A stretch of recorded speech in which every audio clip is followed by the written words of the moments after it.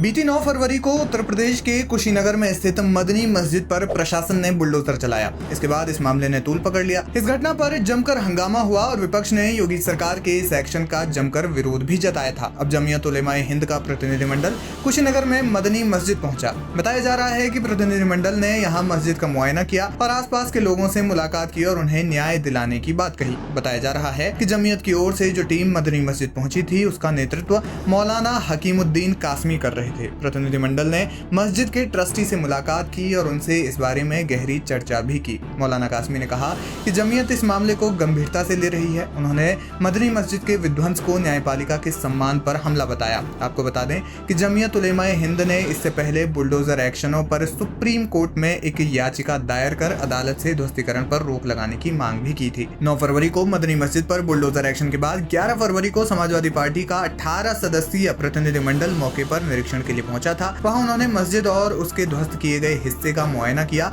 और सरकार पर भी जमकर निशाना साधा। यूपी विधान परिषद में नेता प्रतिपक्ष लाल बिहारी यादव ने कहा कि सरकार की मंशा कुशीनगर में दंगा भड़काने की थी, लेकिन यहाँ जो मुस्लिम समुदाय के लोग हैं वे बेहद समझदार हैं। उन्होंने सरकार की मंशा पर पानी फेरा है। इस मामले पर सपा ने सरकार को खूब खरी-खोटी सुनाई थी। उन्होंने कहा था कि यूपी सरकार न हाई कोर्ट और न ही सुप्रीम कोर्ट के आदेश को मानती है। आपको बता दें कि मदनी मस्जिद पर हुए बुलडोजर एक्शन पर सुप्रीम कोर्ट ने भी नाराजगी जताई है। इसके साथ ही अदालत ने प्रशासन को कारण बताओ नोटिस जारी किया है। कोर्ट ने प्रशासन को जवाब देने के लिए कहा कि उनके खिलाफ अदालत की अवमानना की कार्रवाई क्यों न की जाए। दरअसल सुप्रीम कोर्ट ने इससे पहले धार्मिक स्थलों के स्वरूप में किसी भी प्रकार के परिवर्तन या कार्रवाई पर रोक लगा दी थी। इसके बाद मदनी मस्जिद पर हुई इस कार्रवाई को कंटेम्प्ट ऑफ कोर्ट माना गया है। आपको बता दें कि 9 फरवरी को हुए बुलडोजर एक्शन के बाद मदनी मस्जिद के पक्षकारों ने एक याचिका कोर्ट में दायर की थी, जिसमें उन्होंने कहा था कि प्रशासन ने बिना विधिक प्रक्रिया अपनाए मस्जिद पर एक तरफा कार्रवाई की है। पक्षकारों ने कोर्ट में कहा कि प्रशासन इस मामले में उन्हें जानबूझकर परेशान कर रहा है। मस्जिद के पक्षकार ने कहा